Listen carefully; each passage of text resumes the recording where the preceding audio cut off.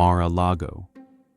To many, it's an icon of opulence, an exclusive winter palace for the world's elite, a timeless monument to wealth. But beneath its gleaming white walls and vast sunlit gardens lies a different story, a tale of hidden financial strain, unspoken tragedies, and a relentless pursuit of a dream that, like all dreams, was destined to be imperfect. How did a mansion that once symbolized ultimate luxury become a battleground of ambition, scandal, and survival? Tonight, we reveal the true cost of building America's winter palace and the secrets that still echo within its grand halls. Palm Beach, Florida, 1924. The air is thick with salt and possibility. Along a narrow barrier island stretching between the Atlantic Ocean and Lake Worth, a new kind of American aristocracy is taking root. The Gilded Age may have ended, but its children still dream in marble and gold. Among them stands Marjorie Merriweather Post. She is 47 years old, the richest woman in America, heiress to the post-cereal empire built by her father, C.W. Post, who transformed breakfast into a billion-dollar industry. When he died in 1914, Marjorie inherited not just wealth, but an entire philosophy. That success meant visibility, that power required spectacle, that dreams demanded monuments. And Marjorie has a dream. She wants to build a palace, not a house, not a mansion, a palace, a place where winter becomes eternal springtime, where the world's most powerful people gather beneath hand-painted ceilings, where every room whispers of permanence and prestige. She wants to create something that will outlast her, outshine her, become more than she could ever be alone. She finds her land on the southern tip of Palm Beach, 17 acres stretching from ocean to lake, a thin ribbon of paradise. The property costs her $750,000, a staggering sum in an era when most Americans earn less than $2,000 a year. But money, to Marjorie, is not an obstacle. It is a tool. She hires Joseph Urban. Urban is not just an architect. He is a magician of space. Viennese-born, trained in the grand European tradition, he has designed opera sets for the Metropolitan Opera and elaborate interiors for the Ziegfeld Follies. He understands theatricality. He knows how to make stone breathe and plaster sing. When Marjorie tells him she wants a Spanish Moorish fantasy, a Mediterranean dream transported to American soil, he does not hesitate. Construction begins. The house will demand everything: 58 bedrooms, 33 bathrooms, 3 bomb shelters, a 20-car garage, a private theater, ballrooms large enough to host 200 guests. The main structure alone will consume 115,000 square feet of space, with foundations driven deep into the sandy soil, anchored against hurricanes and time itself. Mar-a-Lago, sea to lake. The name describes its geography, but it promises something more: control, dominion, the ability to stand at the center of an island and claim everything from shore to shore. The mansion rises slowly, stone by stone, tile by tile. 36,000 Spanish tiles are imported from Cuba, each one fired by hand, glazed in colors that shift from terracotta to honey gold. Marble is quarried from Italy. Wood is harvested from ancient forests. Craftsmen arrive from across the globe, their hands shaping details that most visitors will never consciously notice, but will always feel. Urban designs the house to breathe. Every room opens to the outside. Loggias and courtyards create passages where air flows freely, where the line between interior and exterior dissolves. The tower rises 75 feet above the estate, a sentinel watching both ocean and lake. From its heights, Marjorie can survey her domain. From its base, the world can look up in wonder. 7 years pass. The costs multiply. The original budget of $1 million becomes $2 million, then 3, then more. Marjorie does not flinch. She pours her inheritance into the foundation, into the walls, into the countless invisible systems that will keep this palace alive. Electrical wiring snakes through the walls. Plumbing connects bathrooms and kitchens. Ventilation systems circulate air through rooms that could otherwise become sweltering tombs in the Florida heat. By 1927, the main structure is complete. But completion is not the same as perfection. Marjorie spends years refining, adjusting, improving. She installs gold-plated fixtures. She commissions murals for the ceilings. She fills the rooms with European antiques and priceless tapestries.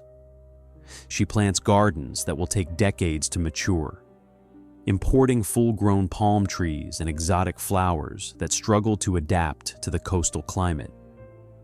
Every detail matters. Every surface must gleam.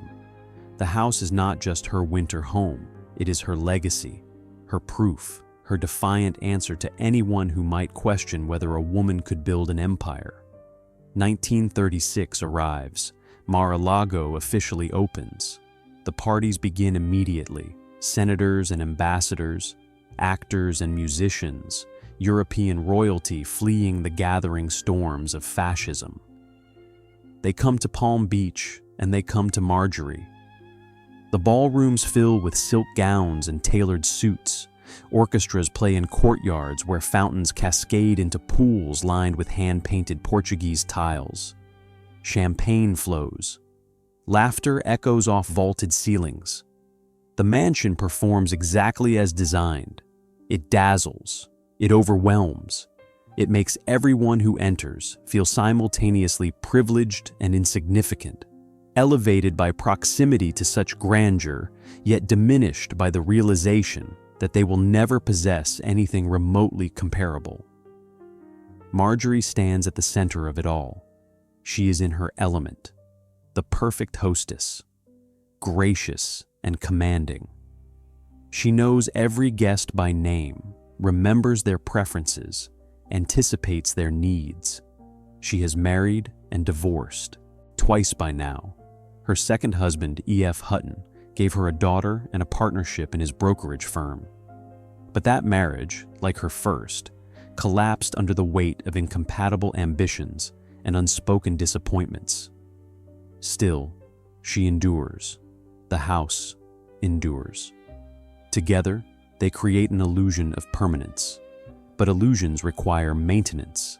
Even now, at the height of its glory, Mar-a-Lago is beginning to whisper its demands.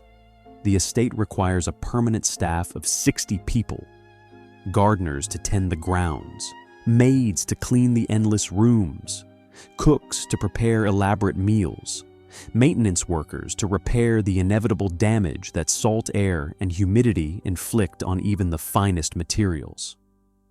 The monthly costs run into the tens of thousands of dollars. Annually, the burden approaches $500,000. Marjorie can afford it, barely, but the arithmetic is unforgiving. The house does not care about stock market fluctuations or changing economic conditions. It needs what it needs, always, and what it needs is everything. The seeds of struggle are planted in the same soil as the seeds of glory. They grow together, intertwined, impossible to separate. The dream and the burden, the beauty and the cost. Mar-a-Lago gleams in the Florida sunlight, a triumph of human ambition and artistic vision. But beneath the gleaming surface, the mansion is already learning to devour. The house eats money. This is not metaphor. This is mechanical reality. Every morning, Mar-a-Lago awakens hungry. It consumes coal for heating in winter. It demands gallons of water for the gardens, the fountains, the countless bathrooms and kitchens. It requires electricity for the lights that make the ballrooms glow and the servants' quarters function. It needs paint to cover the salt-weathered walls, varnish to protect the wood floors, mortar to repair the tiles that crack under the relentless Florida sun. The house feeds constantly, and Marjorie must fill its mouth. She discovers what every palace owner eventually learns, that construction costs are merely the down payment. The real expense is time itself. Every year, the mansion ages. Every storm season, the ocean hurls salt spray against the eastern walls, corroding metal, discoloring stone, testing every seal and joint.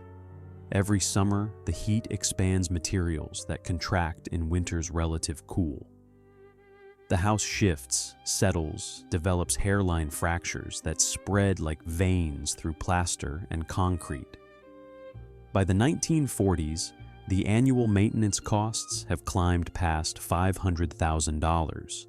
In modern terms, that is roughly $9 million every year, simply to keep the dream from decaying.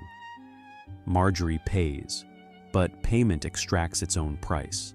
Her personal life has become a catalog of losses. Her third marriage, to Joseph Davies, ambassador to the Soviet Union, brought proximity to power, but not happiness. She found herself trapped in diplomatic obligations, playing hostess to Stalin's emissaries, smiling, through ideological arguments she did not fully understand and could not control. When that marriage ended in divorce in 1955, she tried again. A fourth husband, another attempt at partnership, another failure. The pattern repeats. The dream of companionship crumbles. Only the house remains constant. She begins spending more time alone at Mar-a-Lago. The grand parties continue, but they feel different now, mechanical, obligatory. She is performing a role, fulfilling the mansion's purpose, but the joy has leached away. The ballrooms that once rang with genuine laughter now echo with practiced conversation.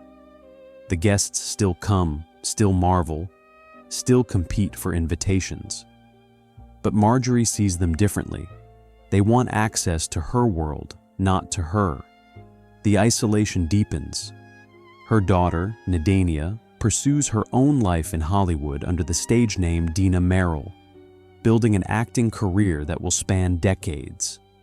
Her other children drift into their own orbits. Marjorie finds herself rattling through 58 bedrooms, most of them empty, maintained for guests who arrive less frequently with each passing year. The house becomes both companion and prison. And then there are the workers. The people who built Mar-a-Lago left no memoirs.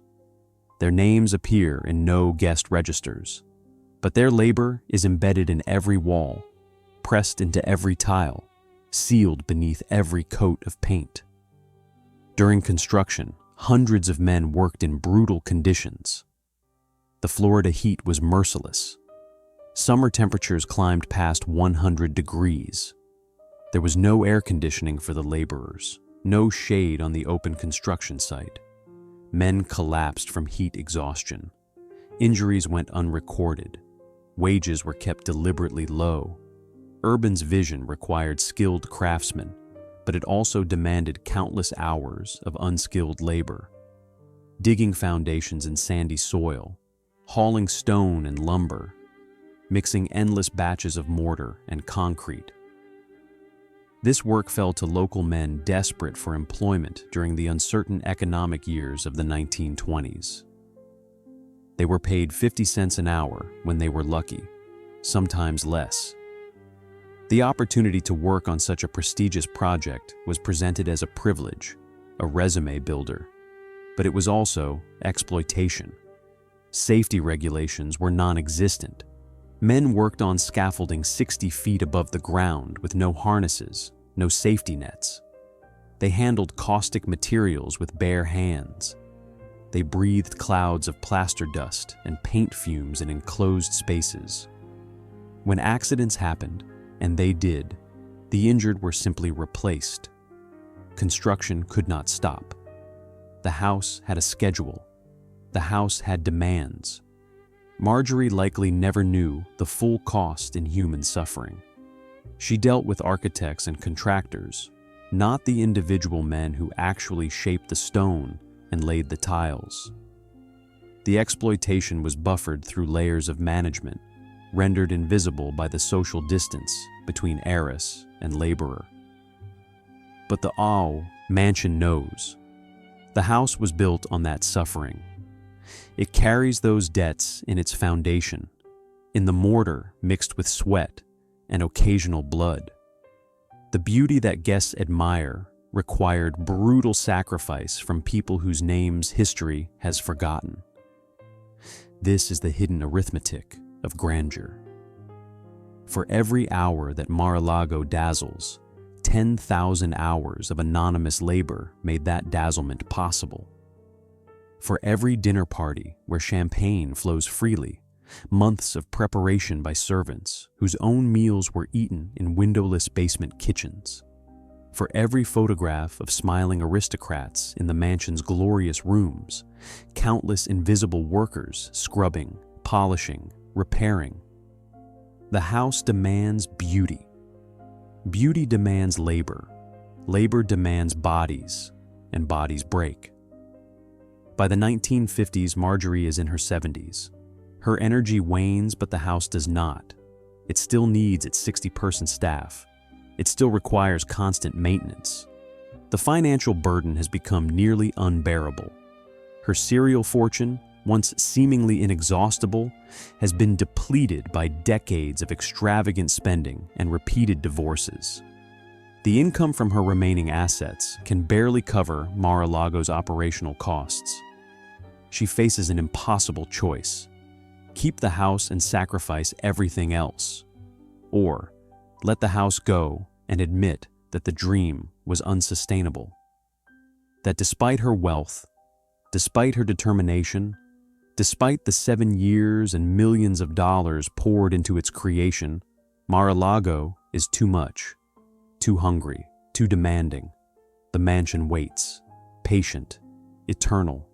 It does not care about Marjorie's struggles. It simply exists, beautiful and merciless, requiring what it has always required: everything. Marjorie begins making plans. She contacts the federal government. Perhaps Mar-a-Lago could serve a higher purpose. Perhaps it could become a presidential retreat, a southern version of Camp David. She imagines presidents walking through her halls, foreign dignitaries negotiating treaties in her ballrooms. The house would gain immortality. Her legacy would be secure. The government expresses interest. Negotiations begin, but nothing moves quickly in Washington. Years pass. The house continues eating. The maintenance costs continue climbing. Marjorie grows older and more desperate. She revises her will. Upon her death, Mar-a-Lago will be donated to the United States government. The mansion will belong to the nation. Future presidents will inherit what she could not sustain. The dream will survive, even if transformed beyond recognition. It is both generous and tragic, an admission of defeat wrapped in the language of patriotic donation. The house has won. It has outlasted its creator's ability to maintain it. And in winning, it has revealed the central truth that Marjorie spent decades trying to deny: that some dreams are too expensive, even for the richest dreamers, that ambition without limits creates burdens without end, that building a palace means becoming its servant. Mar-a-Lago stands at the edge of the ocean, magnificent and indifferent. The waves crash against the seawall. The palms sway in the eternal breeze. Inside, the empty ballrooms wait for the next chapter, the next owner, the next impossible promise. The house will endure. It always does. Marjorie Merriweather Post dies in 1973. She is 86 years old. She has lived long enough to see her world change completely. The America she knew, the America of unchallenged aristocracy and unquestioned wealth, has been transformed by wars and social movements and economic shifts she never fully understood. The dinner parties at Mar-a-Lago, once the pinnacle of American high society, have become anachronisms, relics of a disappeared age. But the house remains, and now it belongs to the United States government. Except the government does not want it. The donation seemed perfect on paper. A magnificent estate offered freely to serve as a presidential retreat. But paperwork cannot capture reality. When federal officials actually examine Mar-a-Lago, when they calculate what it would cost to maintain, when they consider the security challenges of protecting a president in a mansion with 58 bedrooms and dozens of exterior access points, the dream collapses. The numbers are devastating. Annual maintenance, $500,000 minimum. Potentially much more. The government would need to hire permanent staff, groundskeepers, security personnel, housekeeping teams. The electrical systems are outdated. The plumbing needs replacement. The roof requires complete restoration. The foundation has developed cracks that need professional assessment and repair. The house has been deferred too long. Years of necessary maintenance postponed to save money. Now the bills are coming due all at once, and they are catastrophic. Congress refuses to fund it. The government tries to return the property to Marjorie's estate. Her heirs do not want it either. The burden is too great. The costs too astronomical. No one in the family can afford to maintain what their mother spent a lifetime building. They offer it to the state of Florida. Florida declines. They approach various foundations and institutions. Everyone says no. Mar-a-Lago has become an orphan, a masterpiece no one can afford to own. For nearly a decade, the mansion languishes. The gardens grow wild. The fountain pools develop algae. Inside, the hand-painted tiles begin to crack as temperature fluctuations stress materials designed to be climate-controlled. The roof develops leaks. Water damage spreads through ceiling murals that took months to create. The house, abandoned and unmaintained, begins its slow surrender to entropy. This is the crisis every palace eventually faces. The moment when beauty becomes burden, when artistry becomes liability, when the dream transforms into a nightmare of debt and decay. And then Donald Trump appears. It is 1985. Trump is 39 years old, a New York real estate developer with aggressive ambitions and a talent for publicity. He has built his reputation on bold deals and brash confidence. He sees Mar-a-Lago not as a burden, but as an opportunity, a chance to own a piece of American history at a bargain price. He buys the estate for $8 million. The furnishings, the priceless antiques that Marjorie spent decades collecting, cost him another $3 million.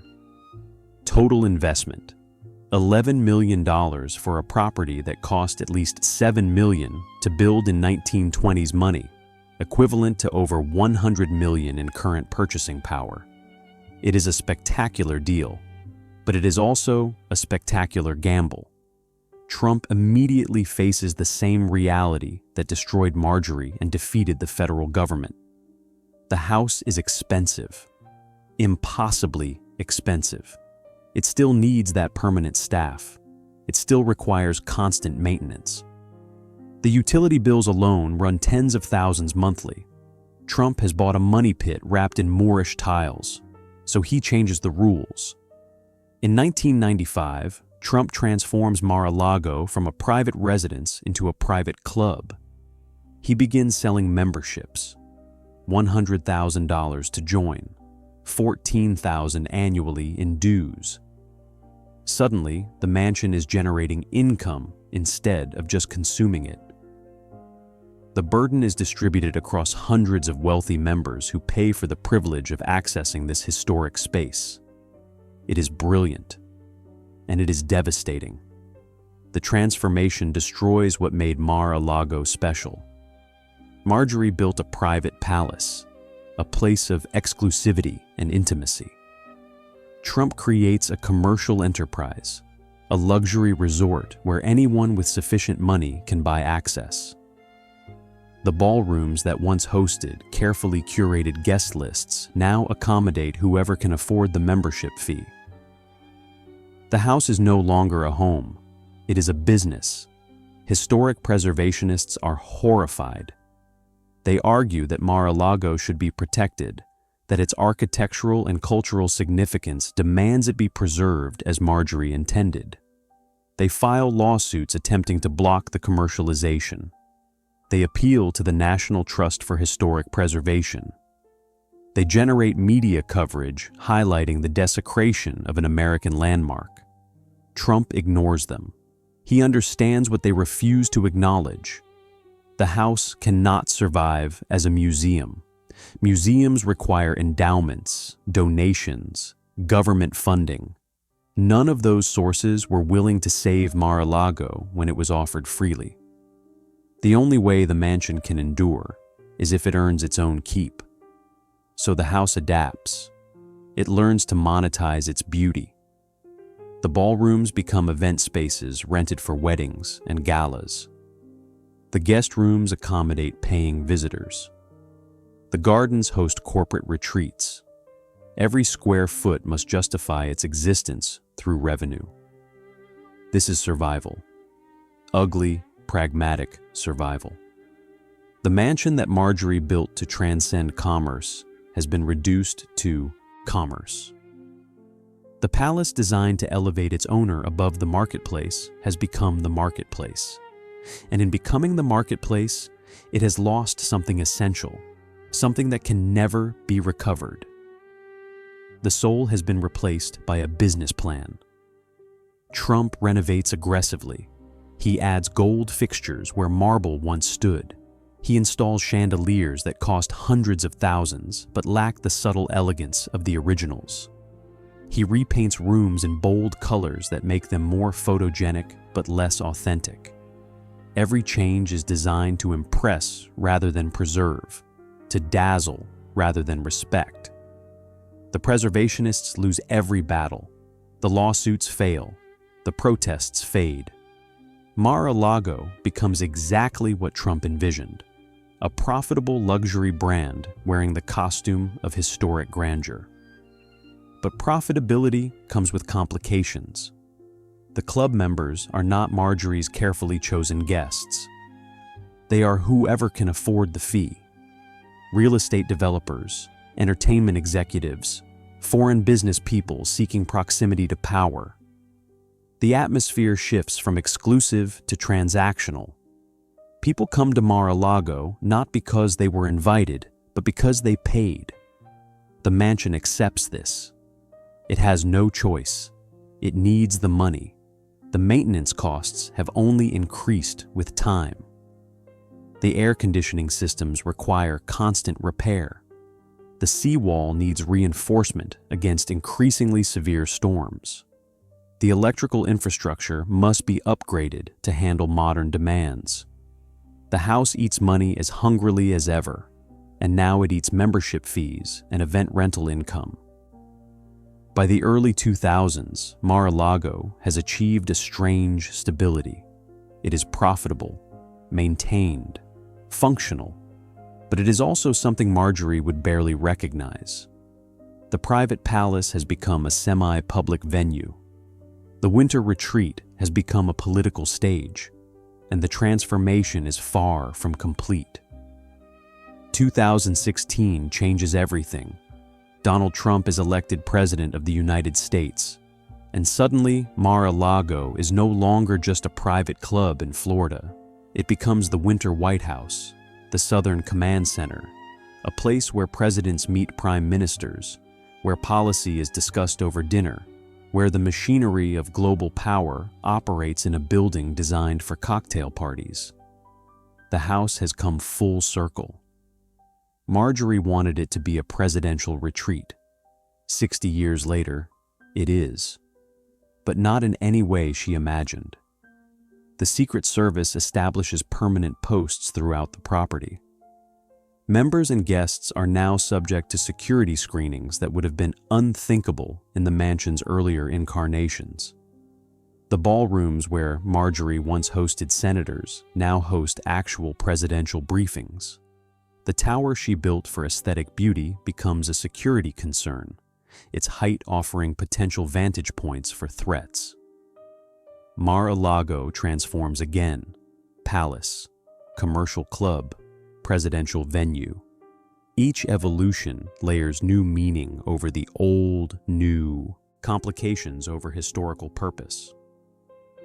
The controversies multiply. Ethics watchdogs question whether a sitting president should profit from a private club. Foreign governments book events at Mar-a-Lago, spending hundreds of thousands of dollars, and critics ask whether this constitutes improper influence. Classified documents are discussed in dining rooms where club members eat dinner. National security briefings happen in spaces designed for entertainment. The house becomes a symbol of everything people love or hate about American power. To supporters, Mar-a-Lago represents success, the triumph of business acumen and personal will. To critics, it embodies corruption, the dangerous mingling of private profit and public office, the erosion of democratic norms. The mansion contains all these interpretations. It makes no judgments. It simply exists, serving whoever controls it, adapting to whatever purpose it is given. This is the final lesson Mar-a-Lago teaches: that buildings outlast intentions, that structures persist beyond the dreams that created them. Marjorie built a palace for beauty and prestige. It became a financial burden, then a commercial enterprise, then a political symbol. Each transformation was inevitable, driven by forces larger than any single owner could control. The house reveals something profound about American ambition. We build monuments to permanence, but nothing is permanent. We create palaces to transcend time, but time transforms everything. The dream of Mar-a-Lago was exactly that: a dream. Beautiful, extravagant, ultimately unsustainable in its original form. What survives is not the dream, but an adaptation of it, a compromise, a version that can pay its own bills and serve new purposes. The mansion Marjorie would recognize physically still stands. The same tiles line the same courtyards. The same tower rises above the same gardens. But the soul, the essential purpose, has been rewritten by necessity and opportunity. The maintenance costs continue, always. Currently estimated at $3 million annually for basic upkeep. The house still eats, still demands. The systems still fail and require repair. The roof still leaks. The paint still peels. The foundation still settles. These are not problems that can be solved, only managed, endlessly, expensively, and who will manage them next? This is the question Mar-a-Lago poses to the future. Trump is not immortal. Eventually, the property will change hands again.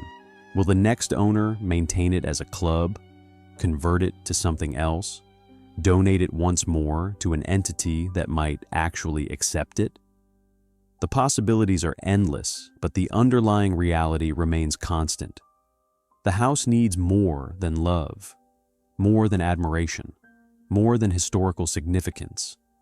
It needs money, vast amounts of money, reliable money, money that flows as steadily as the ocean waves that crash against its eastern walls.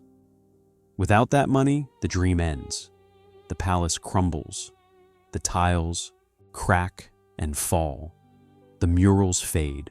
The gardens return to wild coastal scrub. Time always wins. Entropy always prevails. The only question is how long the fight can last. Marjorie fought for 50 years. She poured her entire fortune into the battle. It broke her. consumed her marriages, isolated her in a gilded cage of her own design. She loved the house, but the love was never mutual.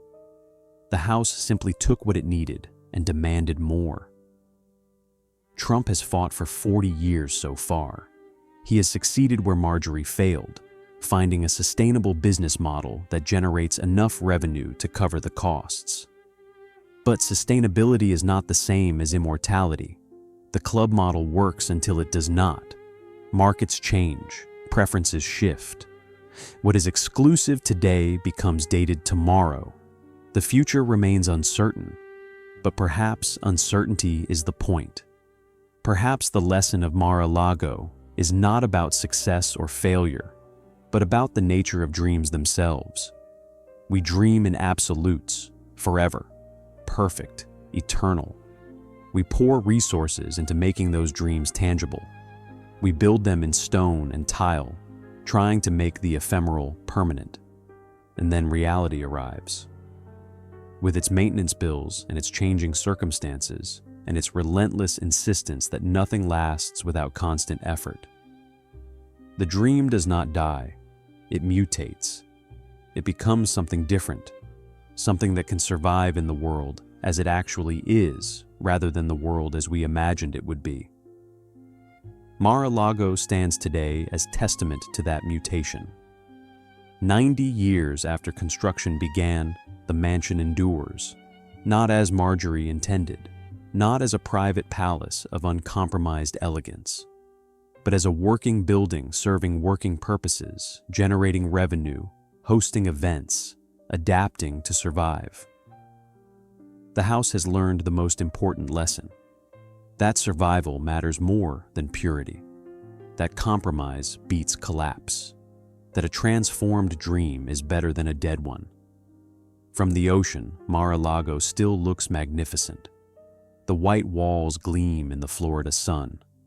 The tower rises elegant and proud. The palm trees sway. The fountains cascade. Tourists photograph it from the beach, capturing an image of American grandeur. They cannot see the compromise, the calculation, the endless negotiation between beauty and cost. They see the dream, and perhaps that is enough. Perhaps the purpose of palaces is not to be perfect, but to inspire, to show what is possible when ambition meets resources and vision meets skill. Mar-a-Lago accomplished that. It will continue accomplishing it for as long as someone is willing to pay the price, and someone will always be willing.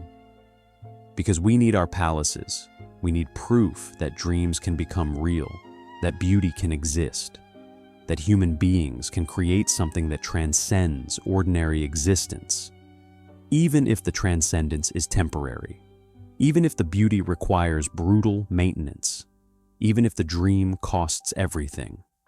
The house knows all this. It has watched 90 years of human ambition play out within its walls and across its grounds. It has seen wealth arrive and depart. It has witnessed joy and isolation, celebration and tragedy, success and failure. It contains all these stories, all these contradictions, and it will contain more. Because the story of Mar-a-Lago is not finished, cannot be finished.